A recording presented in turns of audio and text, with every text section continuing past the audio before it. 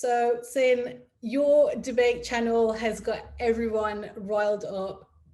Talk the things with CynTEA. Tell me a little bit about it. Like you said, the brand school Talk the Things with CynTEA is literally talking up the things with me, CynTEA.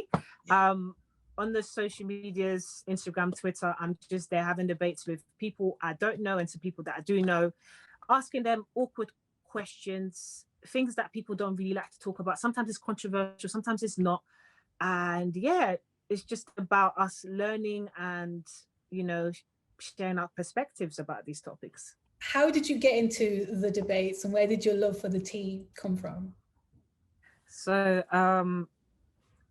you know what's funny? I've always been a person that asks like awkward, weird questions. Mm. And I was doing that at like just, you know, little shindigs with friends, and we'll just have debates about random topics. And then, you know, people have said, oh, like you should really like do this on social media, try and see what you can do with it. Mm. And then I just thought, you know what, let's bring it to the gram. So one time I posted something on my story, a question, and I had a few people engaging with it. And I was thinking, oh, you know what, people do, you know, like to talk. And then I did it another week. And then people were talking again. Then I said, you know what, CynTEA, you might have something here. And then now, it's literally been 2 years since I've been doing it. Now, I've been tuning into your channel for a little while now, and your debates really do. I've never been so ready to throw hands in my entire life. Why do you think people care about it so much?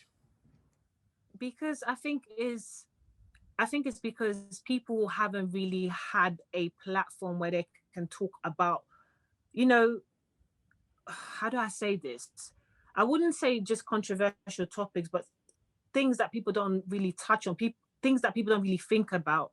Because it's all nice and dandy talking about, oh, who should pay in the first dates, but there's other deeper things that we can speak about that's relationship related. So I like to really like talk about these things and try and find a common ground. Sometimes we don't have the answers, but sometimes we get to a place where we're leading towards the answers. So that's what I like about the debate. And I think that's what people like about it too. No, exactly. So listening to your debates, I do feel like there's a sense of culturally what people are going through. Like you talked about dowry, you talk about things like auntie behavior, like things that we can Yeah. that auntie behavior. I'm not here for it.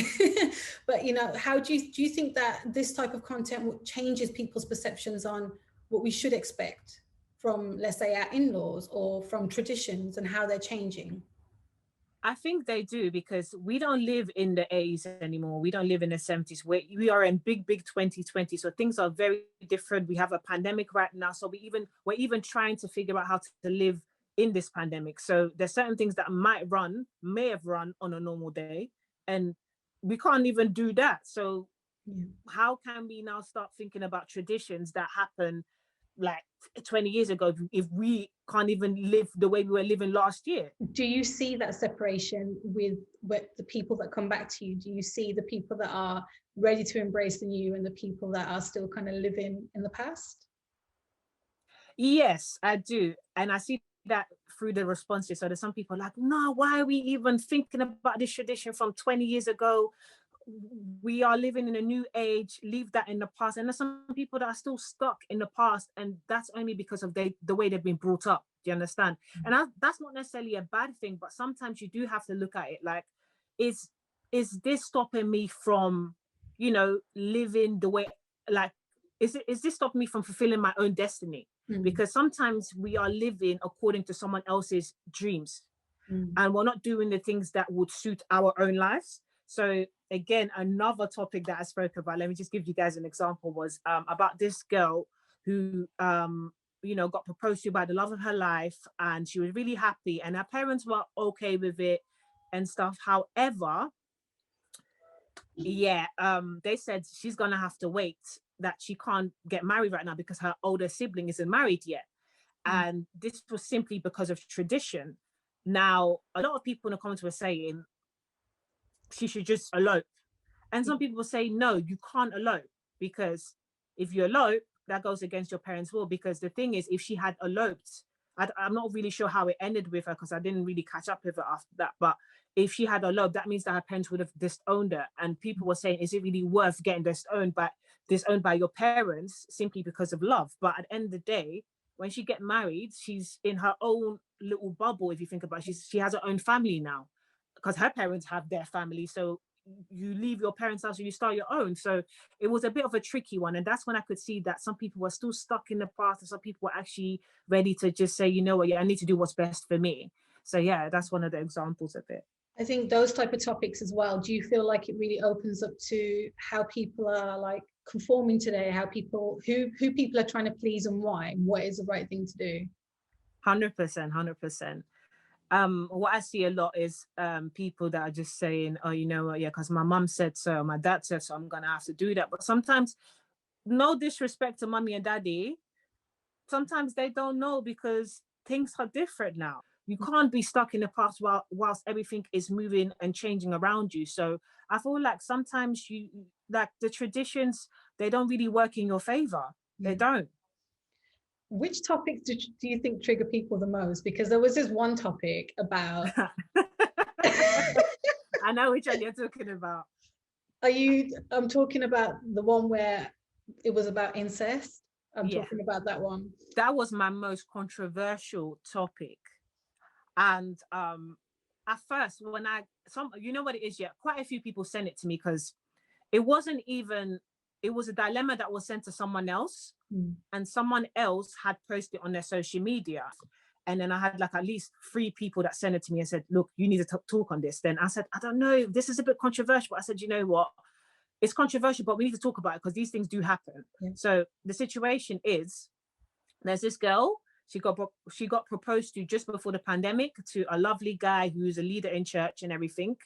Everybody in the family, as in his family, loves her except of his sister. His sister was giving her funny vibes and whatever. And then she actually approached her fiance and said, your sister's acting a little bit funny. What's going on there? Then he said, you know what? It's just how she's like. Don't worry about it. Out of nowhere, he comes and says, you know what? Me and my sister used to sleep with each other 10 years ago. And that situation's over, it's done. I'm born again. This is what I'm doing now. I've left that I've left that life in the past. So she was thinking, okay, I understand why the sister doesn't like me. However, she wasn't sure if she should stay in the situation or keep it moving.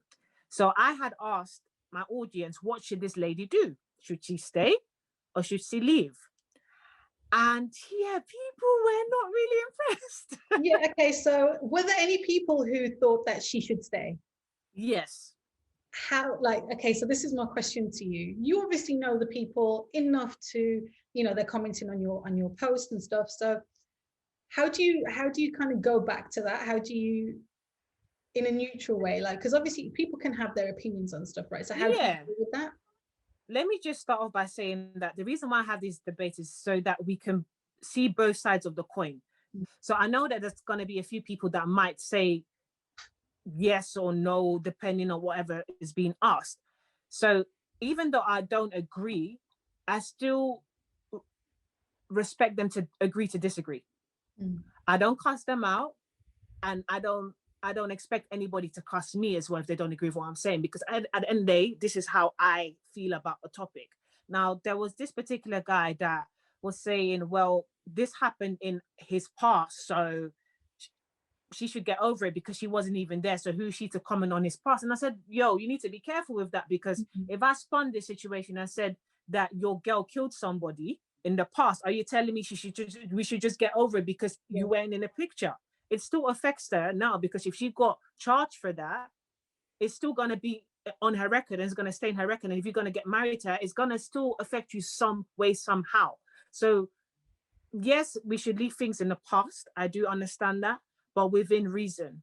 So this particular situation, the reason why I feel that there's two things here.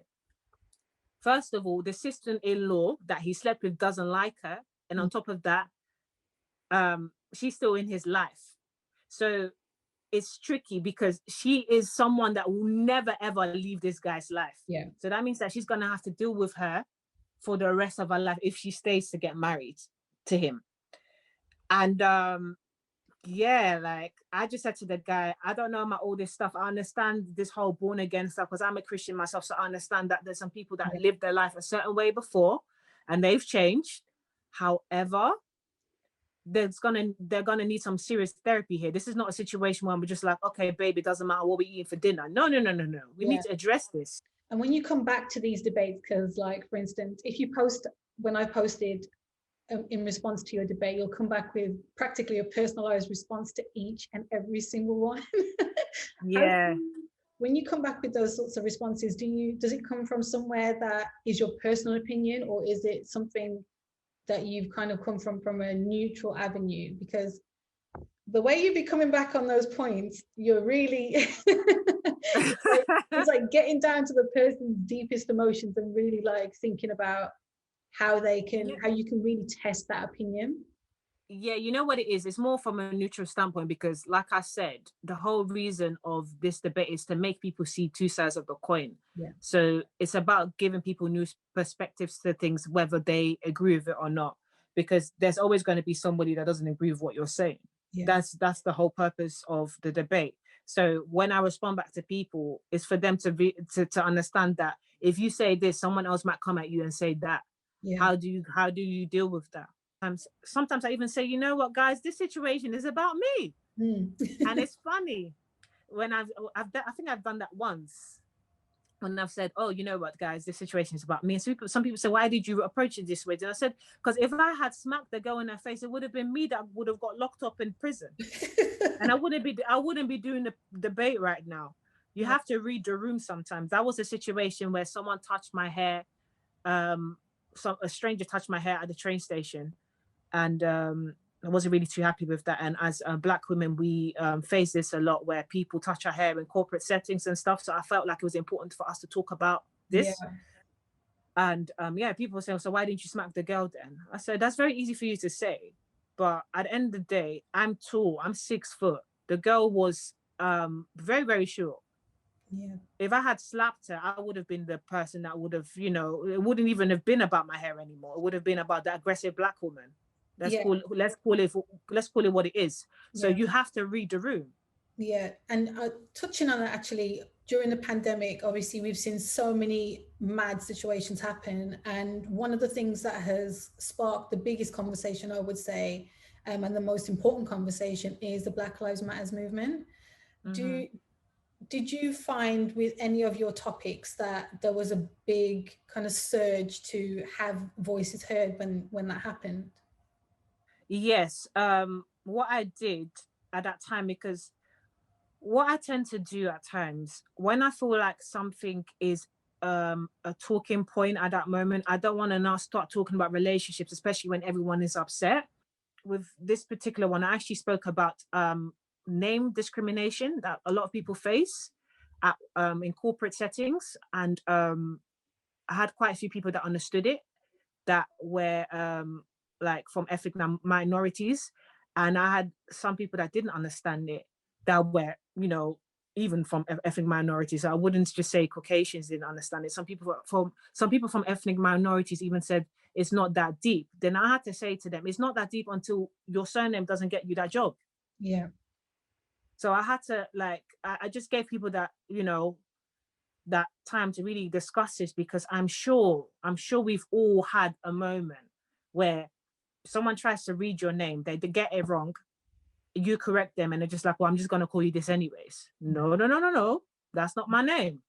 That is not my name. And it's okay for you to correct them, because you need to hold your name with pride. That's your name. So if some people start discriminating against your name, it's a problem. And that's not trying to blow things out of proportion. But if you say your name is Buki, don't start calling me Buka or Buki the Buki or whatever. My name is Buki. Stick to that. Or say, you know what, I don't really like that, I'm going to call you Linda. No, my name's not Linda. It's simple things like this. So I had quite a few people in the comments saying, no, they were really going back and forth about the name discrimination, basically saying that it's not a good thing when people do it. And I also had quite a few people saying, you guys are just blowing it out of proportion. It's not that deep. I don't think it's very easy for you to say that with your surname. You will never really understand. So since the Black Lives Matter movement, obviously it's still carrying on, and we hope that, this will be a permanent change. Do you see that people have had a change in attitude for the more positive? Yes, I have seen a few people with a change of attitude. It was very nice to see people that are not Black join us with the protest. Yeah, it was really, really nice to see. And a lot of people were spreading awareness on their social media platform, you know, like spreading like books people can educate themselves on, and really taking the time to even talk about it on their Instagram live, which I really do appreciate, because they didn't have to, but they see that it's affecting their friends. And sometimes it's not even just their friends, it's affecting their neighbor sometimes. So it was nice for them to just say, you know what, yeah, the only way this systemic racism can stop is if I, as a privileged person, can help out. On a platform like this, do you think that there's a responsibility for the content that is shared? Do you think that, there's a responsibility to come across in a certain way? You know what? I feel like a lot of people do think about how are people going to think about this when I put it out. But I'm thinking, if I'm always going to put things to please people, I'm not really going to excel. What's the saying again that they say?